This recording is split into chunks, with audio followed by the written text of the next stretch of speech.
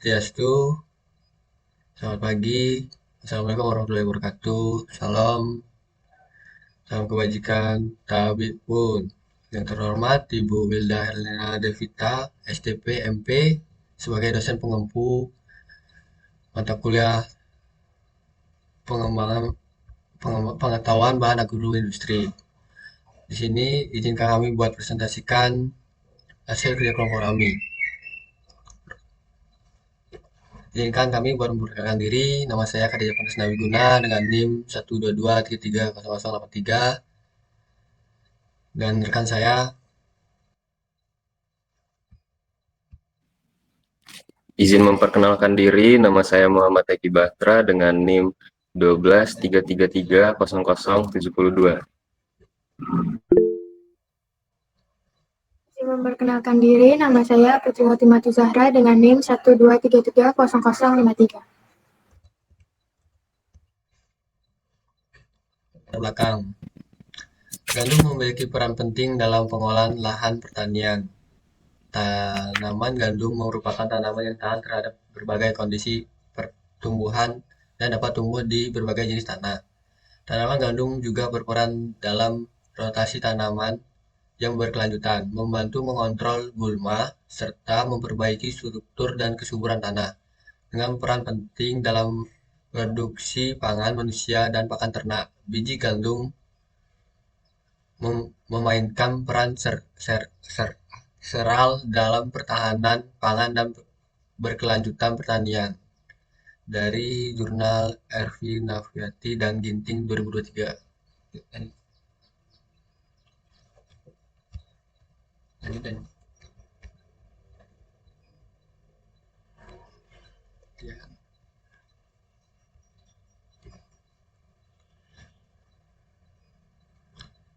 Berikutnya itu asal-usul. Gandum pertama kali dibudidayakan sekitar 7.500 Masehi di wilayah Tenggara Turki dan menyebar ke berbagai wilayah di sekitar Laut Mediterania dan Laut Merah.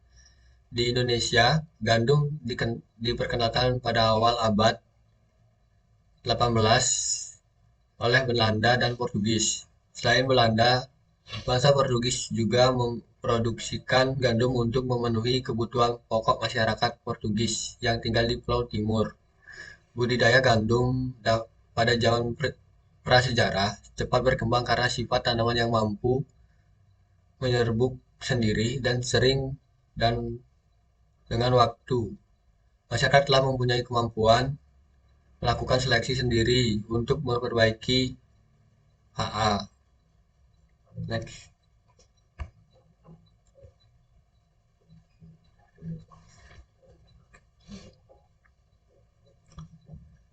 Berikutnya itu adalah morfologi dan struktur biji.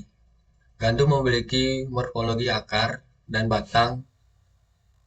batang, daun, bunga, serta biji yang terdiri dari beberapa bagian utama seperti kulit luar atau bran, endosperma, dan lembaga atau gram. Masing-masing bagian memiliki fungsi dan kandungan nutrisi yang berbeda.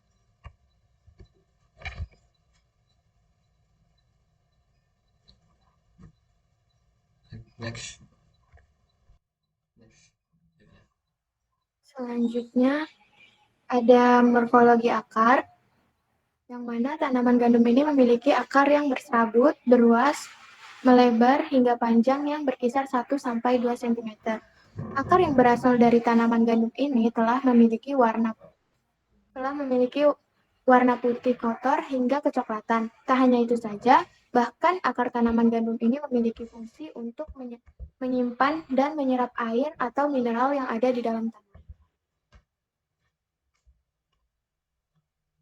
Selanjutnya ada morfologi daun. Untuk daun ini, tanaman gandum memiliki bentuk yang tumbuh tegak, memanjang, melengkung, dan sampai berbentuk garis yang sama halnya dengan pita. Untuk ukuran dari daun tanaman gandum ini diperkirakan memiliki panjang berkisar 30-60 cm. Sementara itu, daun dari tanaman gandum memiliki warna hijau muda dan hijau tua. Daun dari gandum ini memiliki tekstur yang halus serta bulu halus dan melengkung. Selanjutnya ada morfologi batang. Tanaman gandum juga memiliki batang yang berluas dan berbentuk bulat memanjang. Bahkan ukuran dari batang tanaman gandum ini diperkirakan mencapai 1 hingga 2 cm dengan panjang batang yang mencapai 3 sampai 5 cm ataupun bisa lebih. Memiliki warna yang hijau muda dan tekstur lunak serta geli dan warnanya yaitu hijau muda. Selanjutnya ada morfologi bunga. Bunga dari tanaman gandum ini memiliki jenis yang bermajemuk. Kumpulan spiklet atau bunga bertumpuk yang satu dengan yang lainnya di bagian mulai. Bahkan untuk setiap spiklet telah dilengkapi dengan beberapa bulir dan juga kulir ari. Selanjutnya, suatu bulir itu memiliki ukuran yang lebih kecil. Umumnya, setiap spiklet mampu menghasilkan 2 hingga 3 biji.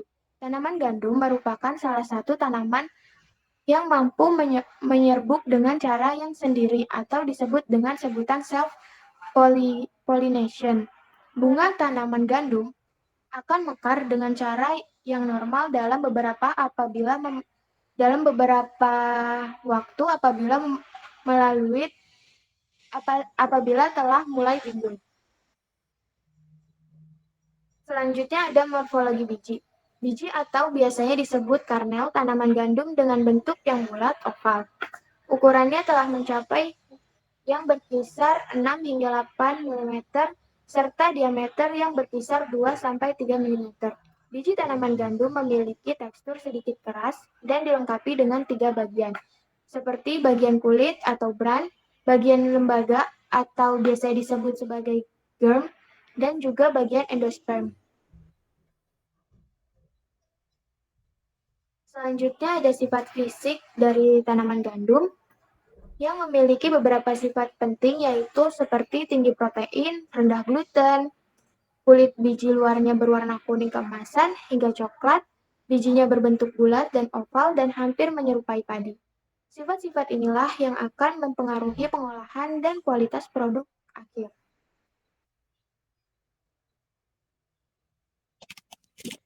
Penanganan pasca panen. Penanganan pasca panen pada produk gandum dimulai dari proses pemanenan, pengolahan, hingga pendistribusian.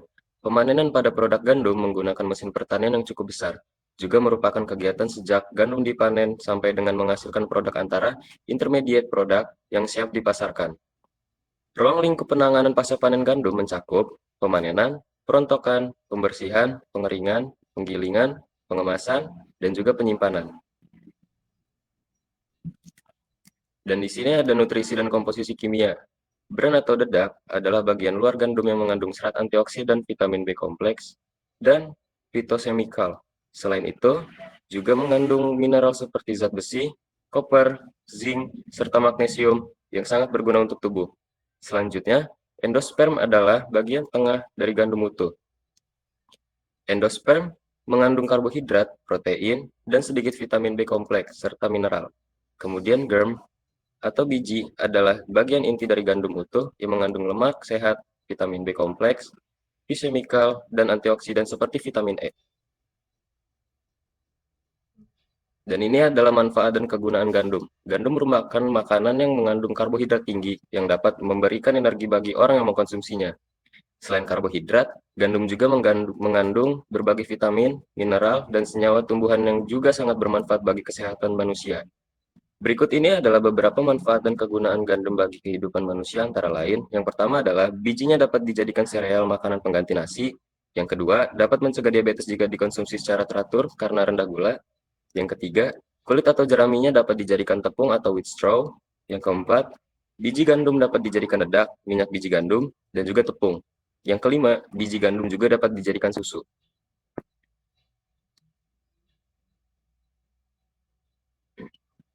Dan berikut adalah olahan gandum. Gandum dapat diolah menjadi berbagai produk seperti tepung terigu, roti, pasta, biskuit, dan sereal. Biji gandum juga dapat diolah menjadi minyak yang berfungsi sebagai bahan tambahan pada salad atau sup. Minyak biji gandum adalah produk sampingan berharga dari biji gandum yang merupakan sumber nutrasiotikal penting seperti alfamin dan betamin tokoferol.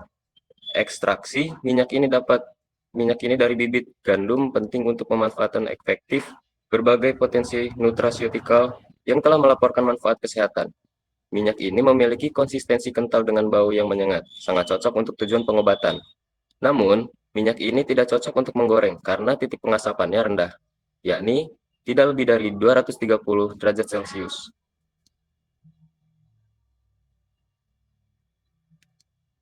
Berikut adalah contoh dari minyak biji gandum. Minyak biji gandum mengandung nutrisi yang membantu mengatasi gejala yang berhubungan dengan gangguan kardiovaskular. Minyak biji gandum mengandung fitosterol yang menurunkan kadar kolesterol dengan mengurangi penyerapannya.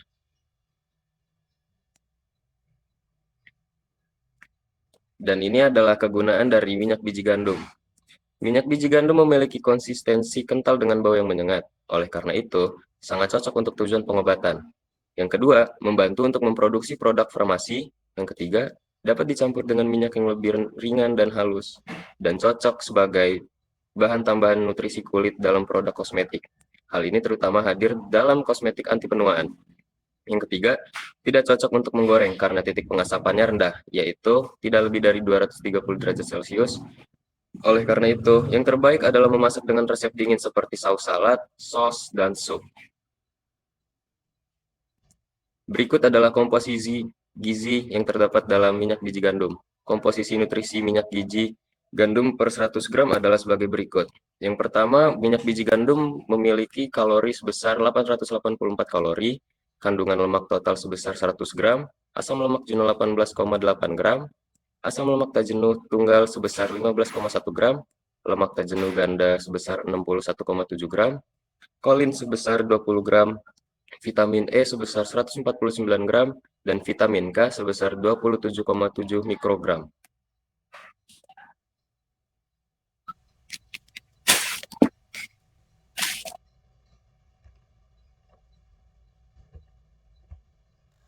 Oke, berikut adalah SNI dalam gandum. Standar Nasional Indonesia (SNI) untuk gandum mencakup kriteria kualitas seperti kebersihan kadar air, kandungan protein, dan tingkat kerusakan biji. Standar ini memastikan gandum yang diperdagangkan memenuhi kualitas yang diinginkan.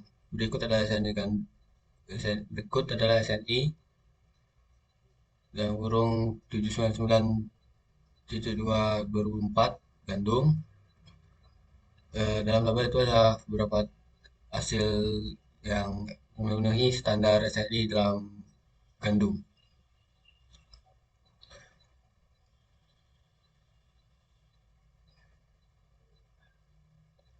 Bahan pokok pengganti. Gandum memiliki potensi sebagai bahan pokok pengganti, terutama dalam bentuk tepung terigu yang digunakan untuk membuat roti dan produk makanan lain.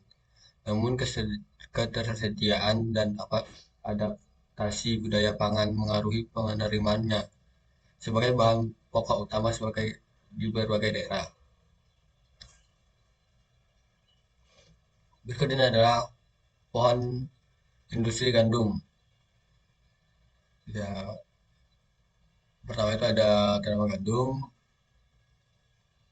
bisa jadi pakan ternak dari gandum, itu terus bisa ke kanan menjadi jerami. Di jerami itu ada dua bagian lagi menjadi tepung atau wheat starch.